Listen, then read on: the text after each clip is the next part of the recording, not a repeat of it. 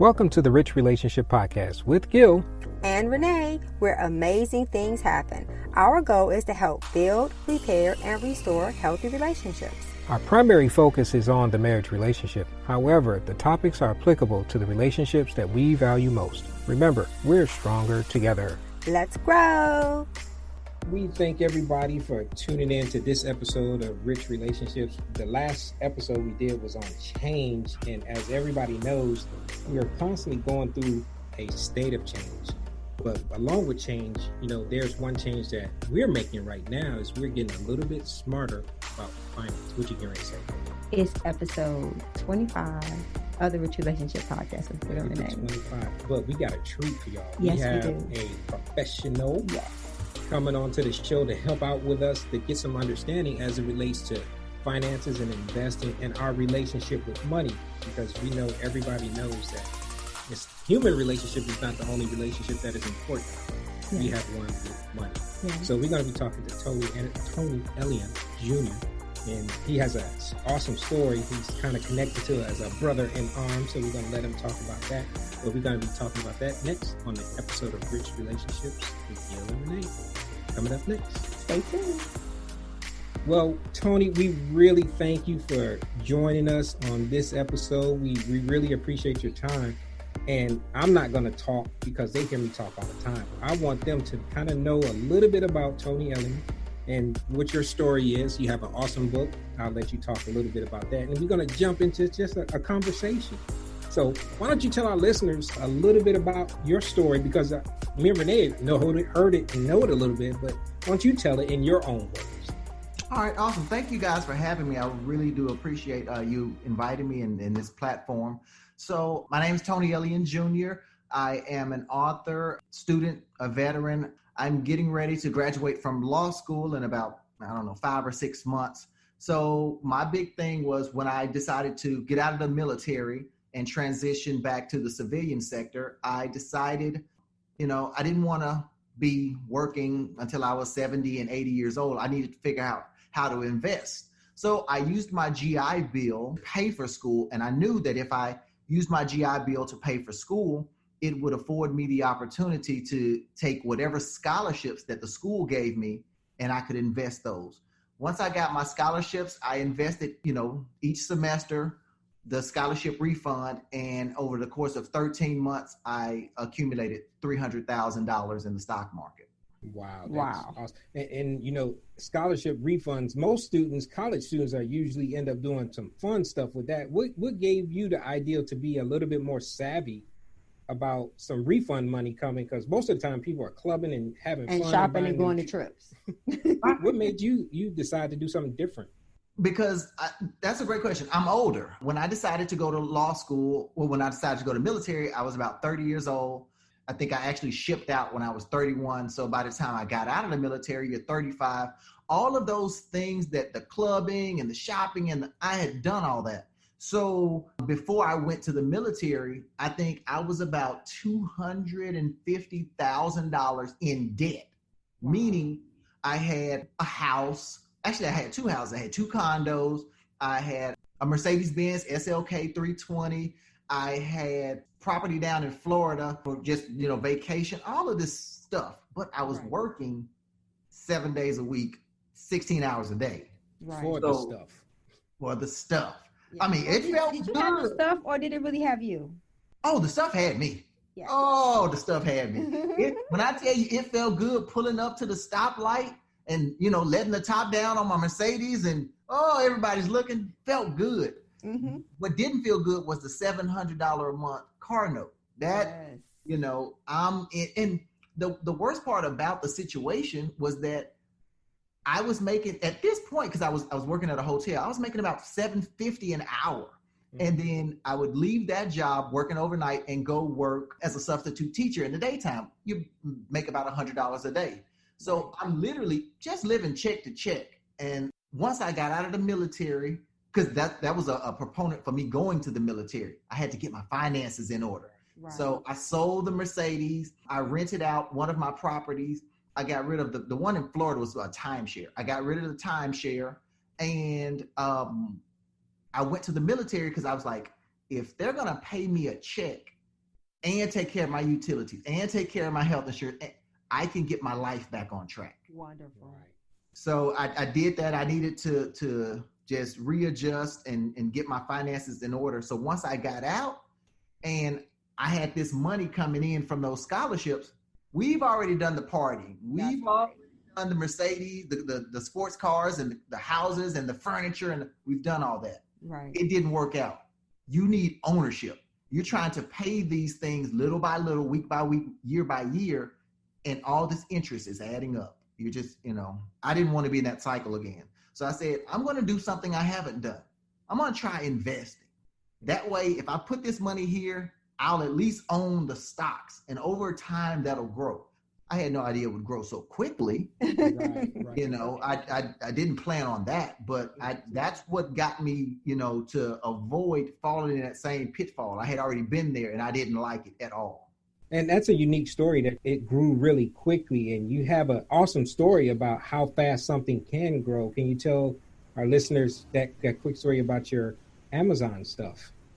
Yeah, I jumped into Amazon stock because I actually worked for the company. So when I started working for Amazon in 2011, they had a situation where whoever works for them, no matter how big or little you are within the company, you get a share of their stock. They've since stopped that because they traded that program in for the ability to pay all of their employees at a minimum $15 an hour. Right. But when I started there, I said, I got this stock. I didn't care about it. It was $179 a share. Now, I only worked for Amazon for about 3 or 4 months, and I took a leave of absence to go to the military. While in the military, unbeknownst to me, every year, Amazon was giving me more and more of their stock. Oh, so when I get out of the military and I come home, I think I had maybe 18, 19 of their share, and now it's grown from $179 a share to about $960. Mm-hmm. And I saw that growth, and it's like, hey, you have $18,000 in this account. Who? I didn't know. Well, thank you, Amazon. Right. So when I decided to invest, I said, you know what? This is the biggest company in the world. I've seen their stock go from 160, 70 bucks to 900. Let me put my money here because I believe that this will continue to grow. And it did. It grew from $960 to when I sold it to about $2,000 a share. Wow. And see, and just from that standpoint, people don't realize how a simple investment can turn into something huge. But from stocks, people don't realize if you make right choices, something can grow, but you have to do some due diligence with that. What could you say to someone who may want to get involved with stocks? Where should they start out at? What would be a good starting point? I get that question a lot. And for the people who don't know anything about stocks, I suggest 2 pathways. Okay. One, if you want to pick your stocks individually, the most simple way to do it, the simplest way is to just invest in things that you already use. So, I know people who have been with Sprint for 10, 20 years. Well, Sprint stock is $6 a share. You buy some Sprint stock, or we go to Disney once a year and buy Disney stock. My kids love Jordans. Buy Nike stock. You're already, supporting the company. Why not, have a slice of the pie? The other way is if you don't want to get involved in purchasing individual stocks, then you can always get into something like an ETF or a mutual fund or, things like that, where there will be a brokerage firm, a TD Ameritrade, and all you do is you say, hey, I have $1,000 or 500, however much. Here's my 500, and they're going to create a portfolio for you. So you're going to give them the money, and they're going to say, we're going to pick out the stocks, and we're going to diversify this for you, and this is your slice. And if you want to add more to that, you can do so, but it takes all of the hard work out of it for you and let somebody else do the heavy lifting until you feel comfortable selecting your own individual stocks and creating your own individual portfolio that you can diversify the way you want to. I love that you're giving people some how-tos, but what I want to go back to is when you're talking about the Mercedes and the cars and the houses, how you made the appetite switch, because that is a switch from the things that you're used to being driven by being now driven by something that you can own. And I love that you say that. So what do you think got you to the point of wanting to make that switch? It's that old adage of you get sick and tired of being sick and tired. I did not want to live in the cycle of debt anymore. I mean, because it's a crazy situation. Let me break this down to you. And I don't know how real I can get on your show, but you can get real. Get it really strong. Just thank Don't you. drop no F-bombs or nothing. I ain't gonna cuss, but I'm controversial. I hurt feelings when I talk about finances because, for example, I have a goddaughter. She is in the first grade, and she gets, for her lunch break, 30 minutes. They leave class, go take their 30-minute break, they go back. There are people that's 30, 40, and 50. They get a 30-minute lunch break. Right. Oh, I don't want to live like that. say that again. That's not for me. And there are people out there who have to deal with it because of finance, because of debt. And we have been tricked into believing there's a such thing as good debt and bad debt. And get away from debt. Stop borrowing other people's money. And it's hard. I know people are going to sit at home and listen to how. For me, I've never had a credit card in my life, ever. I don't believe in debt, because the moment you get into debt, now I owe somebody and I have to go work at this job where I may be unhappy or I may be mistreated. I have the 30-minute lunch break, a 15-minute regular break. I have to ask to go to the bathroom. All of these things. You can't get into your true passion because you have to do this to pay these people back for borrowing their money. I kicked the habit. When I got out of the military, the first thing I did was I went on Craigslist and I bought me a car. It was a 2002 Ford Explorer Sport. It had 65,000 miles on it and it was $3,000. I have been driving that car ever since, To this day. To this day, it's outside right now. Like, I have driven that thing from Memphis to New York. We've driven it to Toronto. I drive it everywhere. I think it has like 130,000 miles on it. It's one of those things where that lets you know I have fully kicked the habit of being in debt. I want ownership.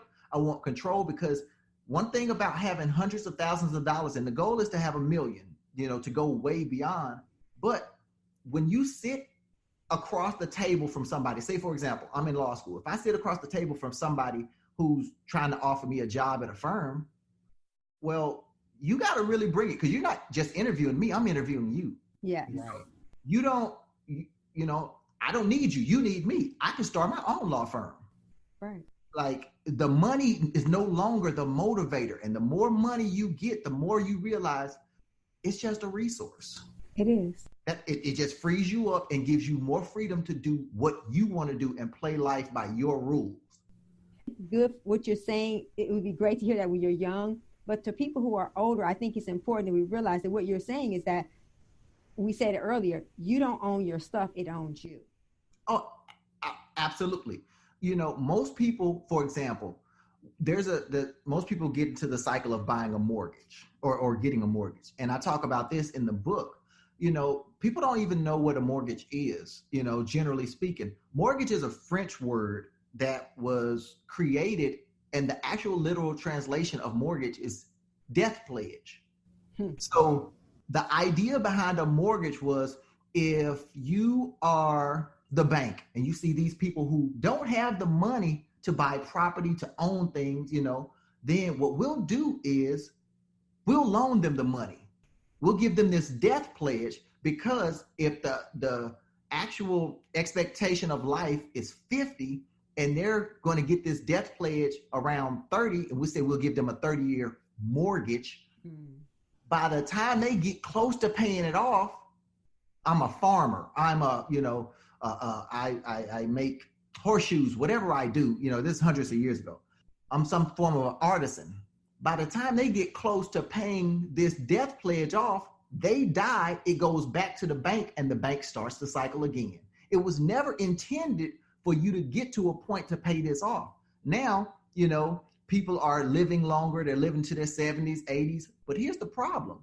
You get your mortgage when you're 30, however, 35, even if you get it when you're 25 and you pay for 30 years, Now you're 50, 55 when you get it close to being paid off. But what they've done now is they've hooked you into refinancing. Mm-hmm. So now that you're 40, we say, hey, you paying $1,200 a month. You don't want to do that. Why not pay $600? We'll lower your interest rate. Okay, cool. And the clock starts again. Yeah. We'll start from scratch. We got you. We have got you. And you want to, get people out of that habit. So for my older people who might be 50, 60, 70, there's lessons to take away from for everyone. But even if you have gone through the struggle of mortgage and gone through this, you can learn lessons to pass on to the kids, to the grandkids. Don't do what I did. And that's what a lot of people struggle with, because they didn't know. Grandma didn't teach them. Grandpa didn't, because, grandpa and grandma didn't know. They were struggling. Right. So if you have an opportunity to learn now, it may not necessarily benefit you, but it may benefit, the next 6 generations after you. This has been an awesome conversation that we're having with Tony, but this is the time of the show that we have Got Wisdom questions. It's that time. It's that time. So I have the Got Wisdom, and then I'll let you start out with the Got Question. Yes, and it came from the same person. Yes, it's Pastor Tracy Wells White. We actually did her show this past week. Yes, you guys have to watch it. You guys go onto channel 57, WACT TV 57, download the app, or you can watch it from your phone. We're going to be on Rich Relationships, guys. We're on for the whole month of November on WACT. Thank you, WACT. Thank you, Pastor Tracy Wells White. We are so grateful. So please join us, y'all. So her wisdom, or actually, I'm going to give the wisdom first. It came from her book that she had there on the show. The book was actually Life in the Keys of Grace. Yeah. That's an awesome title. It is. But it says, change your choices. Change your life. Choose life. Live infused, fulfilled, and energized in Christ Jesus. Wonderful. Because change is a choice. It is. Everybody is on a journey of change. That's what we talked about last week. And it's so funny that I don't think we were done with that topic yet, because it came up again during the show. Yeah, and even now with her. Yeah. I think that's wisdom. Going to be, again, change is a journey. It's not a destination. Right. So it's going to be ongoing throughout all the episodes. And we're at episode 25. Right. So that's awesome. So I'll let you answer the question, though. Okay, I can do that. And it says, as we evolved and grow as individuals, how do we allow our marriages to grow stronger and not apart as we grow as those individuals? And, I think it's a great question, and it's a very inappropriate question, because I think sometimes we think that growth means that we're not going to like everything we liked before. Right. But again, everything is a choice. So hopefully the person that you chose to spend the rest of your life with, you made that decision based on their character and not just their personality, because your personality can change, but your character is going to pretty much become stronger. But who you are as an individual, as far as your character, is what you should marry someone for. Right. Because that is what's going to keep you connected in your relationship with God. So I think a part of it is understanding that you focus on what you have in common, and you develop that and you focus on that. And then the areas where you're different, you give the person grace. Right. And that doesn't just apply to marriages, it's even though that's what our question said. Right. It's just any relationship that you're in. It's about really letting the person be who they are. Right. And things that you see that we talk about as growth areas that you may see, just pray for them. Yeah, pray for them. And I think you should talk to them about it. Well, talk to them. But not over and over and over again. You can talk to the Lord over and over and over again about the situation. But with that individual, you talk to them about it, you let them know what you need, and then you pray about it. And that's what I was leading to, was the pray comes first. Yes. And then the conversation will come after. Exactly. I really believe that it's worked in our marriage, because there have been times where we've had challenges and sometimes you don't feel like you're being heard. Right. So it's like, well, I'm tired of talking. Well, I'm gonna talk to her daddy. That's what I say. That's what I say too. Daddy.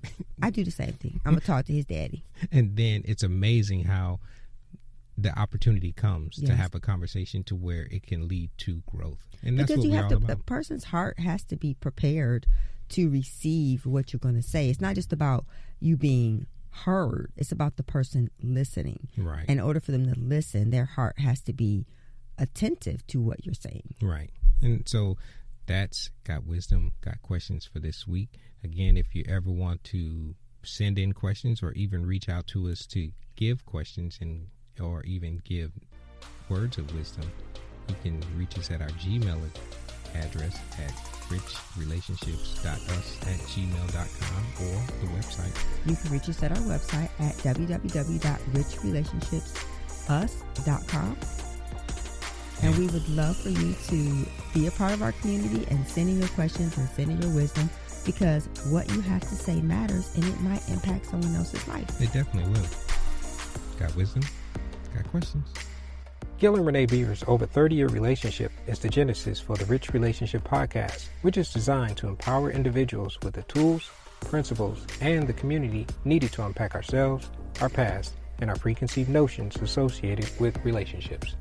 Let's get empty and grow together so that our lives will be filled with love and healthy, rich relationships. Now let's go into our show. Right. And that's awesome that you say that, because it's not just thinking about yourself, that you have to think about the future and people that you touch and the relationships that you have. And you made a good point that led me to ask you this question is, what made you decide to want to put it in a book, not just for yourself? Because you're making it. You're doing well. You're doing having some success in life. But why did you decide you wanted to put it in a book to share with other people that may not be as fortunate or have that motivation that you had at a younger age? Well, I think that there's several reasons. One, I was getting a lot of questions, a lot of, direct messages, text messages, phone calls, as I was showing, because I like transparency. I'm going to show you, today I made $3,000, but I'm also going to show you today I lost $12,000. Like, I want you to see both sides, because it's not always, happiness and sunshine. But as people were seeing the growth, they were asking me the questions: where do I start? What should I? And I was getting pretty much the same questions over and over again. And instead of me responding, 40, 50 different times with the same response, I said, let me put it in one place. Because obviously this is something that, a lot of people need to hear, that, everybody's asking the same question. And I'm knowing these people from different avenues of life. Some people from the military, some people from, working at the factories at Amazon, some people from school, some people who I thought had their finances together. They're like, I don't understand what I need to do to make sure my kids are set up, to make sure that, they're taken care of. So I said, one thing about this whole thing called life is that, we as a people get a lot of gifts and they're not for us. Thank you. Say that again. For me, I some kind of way found myself into law school. I found myself in the military. I found myself with hundreds of thousands of dollars. And it ain't because I'm a great person. I'm in law school for the person who couldn't go to law school. I have hundreds of thousands of dollars for the person who can't work, who needs to, help with their groceries, who needs whatever. Life doesn't give you these gifts because you're awesome. It gives you the gift so you can help other people. Right. That's the whole point. And once you figure that out, it's like, okay, how can I take what I have and my experiences and give this back? Okay, I can write a book. People are asking the questions anyway. I can write a book. And I was talking to one of my relatives, and I said, you gotta realize, I'm not trying to be egotistical, but I make $6 a book for every book that I sell. If I sell 1,000 books, that's $6,000. I can do that in 2 hours on the stock market. Thank you. It takes months to write this book and to go on interviews and to get it printed up and to get the cover designed. And this ain't for me. This is for you. There's a lot easier ways for me to make money than to sit and go through the process of writing a book. So I said, I want to share this, because guess what? If you turn around and take this knowledge and you go out and you buy stocks, good for you. That's the goal, because your growth, your financial investments, the way that you get bigger and you make more money does not stop me from making money. So why would I hold the information? I'm going to pass it on to as many people as possible, because if I can do it, anybody can do it. Right. And that's awesome that you said that. Just for anybody who's jumping into our episode, we're talking to Tony Elion. He wrote an awesome book called Sailor to Student, and he's sharing some of his wisdom and knowledge with us on this episode of the Rich Relationship Podcast with Gil and Renee. And we love that this is a topic that a lot of people like to talk about, but it's amazing how so many people are not active in it. So that's why we brought Tony on the show, just to share some knowledge and share some wisdom and just his experience on how and what you can do to get some of your finances in order. And so you mentioned earlier about getting finances in order and start at a simple place with just picking out things that they kind of invest in. And from your book, what are some of the things that you could share with someone that may have done that already and they want to go a step further and getting more financially literate, or even just more financially astute? Well, one thing is, inside of the book, I decided to do what's called the Money Trees self-evaluation. And so it's about 13 or 14 questions where you gauge the temperature of where a person is financially. Because a lot of people, think they may have it together, but if they lose their job tomorrow, it's a wrap. A lot of people may think they have it together, and they just got a raise and now they're making $60,000, $70,000, but you don't even have life insurance. Right. So I try to look at, wait a minute, let's answer these basic questions first, because sometimes people will come to me and they want to invest. While I'm a big fan of investing, I think we have to broaden the definition and the scope and our understanding of what investing is. So like I said, if you don't have health insurance, you shouldn't be investing, because there could be one, thing that comes out of nowhere. You fall down the steps and break your arm. Like, now that's a bill. All the money that you had in your investment, guess what? You got to pull that to pay this. So, and this theory isn't, solely about me. This is like a financial pyramid where it's basically having these foundational things taken care of before, and investing is the last thing that you get to. So once I know that people are sound and they have their, emergency savings and they have, their insurance covered, then I try to give tips and hacks and things like that, life hacks to help them to get to the next level. So say, for example, one of the things I talk about in the book is about purchasing life insurance policies for your parents or your, whoever raised you, your caregivers, because we all have a finite amount of time here on this earth. And as much as we'd love to hold those people, at some point, the reality is they're not going to be here with us. Right. And so, especially in the Black and brown community, we usually don't have, things to pass down to those we're leaving behind. So an inheritance would look like a $250,000 life insurance policy. And if you pay that on your own for your mother, for father, for whoever, once they're not here, then they left you $200,000. Right. So little things like that are talked about in the book. I'm not sure if that answered your question or if there was more. It does. Because one of the things that I love, and we hear it consistently, we think that buying things and driving certain cars and living certain houses are the epitome of success, but success is freedom. And like you talked about, being able to go and travel and go to school, you have the freedom to be in school because you've made the decision to drive a car that's paid for. Right. And so I think that it's amazing that you're giving us simple, practical ways that shift our mindset about what success is. Because in our communities, we think that it's wearing a certain gym shoe and wearing a certain purse, driving a certain car as success. But we have to redefine what success is. And success should be freedom and the ability to help other people. I agree with that 110%. And can I just say something about the brands? Because I talked about this recently on my social media, where when we look at success, if you have on Gucci and Fendi and you have Mercedes, guess who's successful in this equation? Those brands. Those brands, because you have turned around and become their billboard. They don't know you exist, but you advertise for them every day for free, you know? So with me, I make sure like I don't really wear any brands unless one, I have stock in it, or unless they are cutting me a check.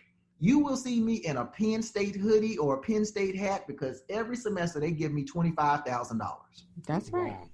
So yes, they are the greatest school right now On the planet. on the planet. You cut me a check and I will make sure to advertise for you properly.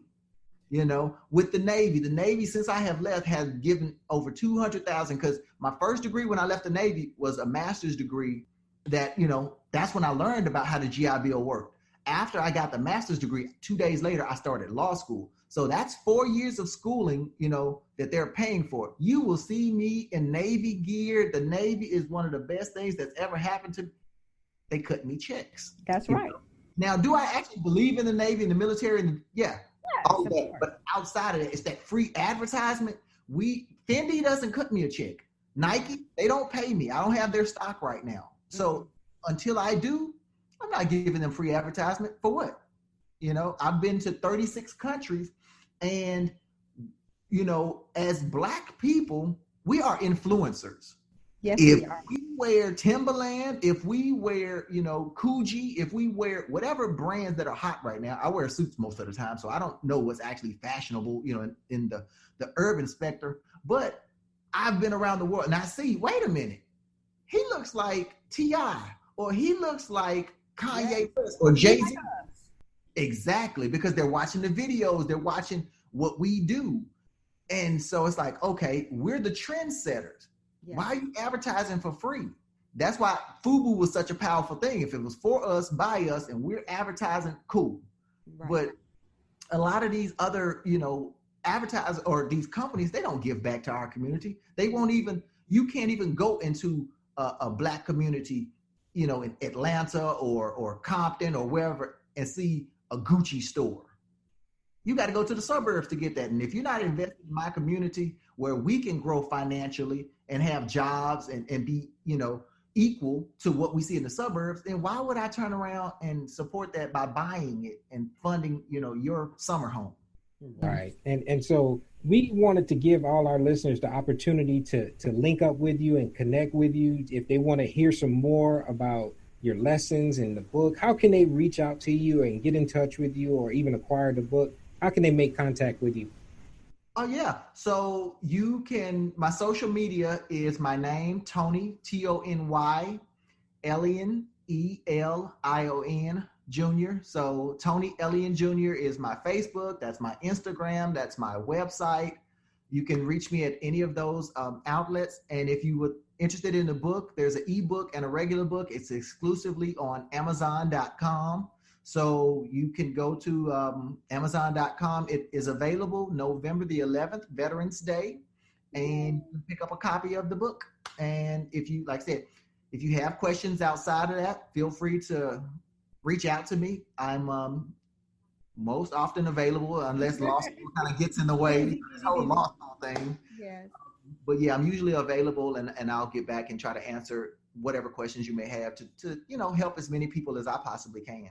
Right. And we really appreciate you just spending some time with us and just giving up your time. You know, that's an awesome thing. And we really appreciate it. We talked a little bit offline and it was awesome. And just to hear your story, to hear what you're doing. And it's motivational. And to hear your heart. You know, what I love about, because I told you, I'm the one who kind of vets who we're going to have on the show. I want to always make sure that people are trying to promote people and not themselves. And the thing that I was really struck by you was your humility and your passion. You know, you work in the prison, you know, you're giving back. Those are things that are admirable. And those are things that are, those give better dividends than all the stocks we can invest in. And so you're making a difference in people's lives. And so if you could say one thing to someone who is in a really bad financial situation, what would be the one starting point? So one thing that they can do different to begin to change their life? That's a really good question. If they're in a really bad financial spot, then I would say, look at your budget. look at the money that's coming in and the money that's going out. Find a way to trim your budget. So for example, like me, like I said, this isn't to brag, it's to bring in a real life example. I have hundreds of thousands of dollars. I have roommates. Like, I don't even live alone. It's going to cut the budget. I mean, it gives me more money and it cuts down the bills. I cut my own hair. I'm not paying $25 a week to go and get a haircut. Like, find ways that you can, cut down on your bills. Use that extra money that you save by cutting corners to pay down whatever debt that you have. And slowly you're going to, climb out of that hole. Try to do things that cover you, like make sure you have insurance and get out of that hole. And once you're out of the hole, don't get back in it. Don't go out and buy new things. Right. If you get the promotion, live like you don't have the promotion. Once you get to whatever that next level is, once you pay the car off, live like you don't, you still have the car note. Put that money somewhere else into your emergency funds, things like that. Crawl out of the hole and stay out of the hole by making sure to live beneath your means, not above your means, not within your means, beneath your means. And we love that because that's one of the things that the people who mentored us when we first joined the military, that's what they taught us. We've always, as a couple, lived on one income. A lot of women want to get married because they feel like, I'm going to marry Prince Charming, he's going to take care of me. But you should be bringing something to the table, and that should be your ability to be living beneath your means, like you say, doing your own hair, saving money, like I'm the queen of goodwill. I don't feel I have to wear someone else's name because my value is not in that. And so I think it's so important that you hear these kind of things from people that you deem credible. And like you said, we are influencers. And so if the influencers will begin to share their influence in ways like you talking about cut your own hair, get a roommate, stay on a budget, maybe we could begin to see a shift in this next generation, because what we've been led by social media shows us the comparison trap of what people have, but you don't know what they're doing to have it. Right. Absolutely. And what it's costing them. So thank you, Tony. We appreciate you so much. And we already bought your book, and we definitely going to want to have you back. After you finish with law school, we don't want to jump into there. You got to take them LSATs and all that stuff. So we want to give you time to finish all that, pass the bar exam and all that good stuff. And then we'll hook up again, hopefully. Absolutely. Thank you guys for having me. It's been a great talk. We appreciate you so much. Thank you. And we're going to be praying for you. And when you get to the marriage part of your life, we'll be here for you for that too. Okay, and then we'll talk about that. We'll have that conversation. Yes, we will. That's a whole nother episode. Thanks again, Tony. Thank you, Tony. Thank you, guys. Well, this has been an awesome show. And as you hear in the background, our music is a little different. Yes, it is.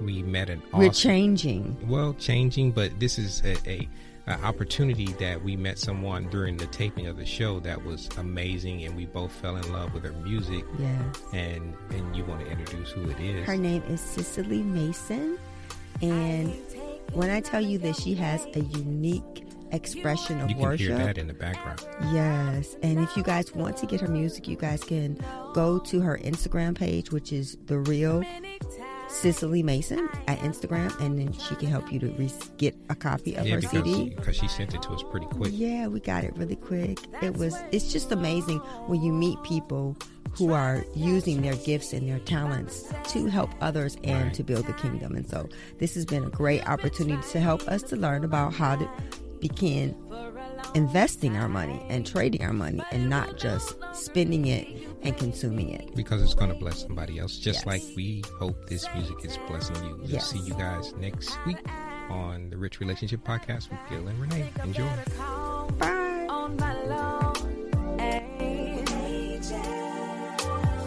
Tell them, come on, help me jack you up. Think I better call on him, yeah. 'Cause we're in control. See, I got Michael and I got Gabriel too, and they always know what to do when it comes to you. Thank you for listening. Thank you for your investment in time. Remember to subscribe to the show and hit the notification icon to be notified when new episodes are posted on the podcast platform that you're listening from. Or you can always find us on our website at richrelationshipsus.com or our YouTube channel, Rich Relationships with Gil Renee. If you found this podcast helpful or you think it could help someone that you know and care about, please pass it along and share it with them. And also, you can always send your questions and comments to richrelationships.us@gmail.com. This is a weekly podcast, and the new episodes are going to be posted on Monday by 7 p.m. Central Standard Time. Remember, we're stronger together. Let's grow. Help me jack you up.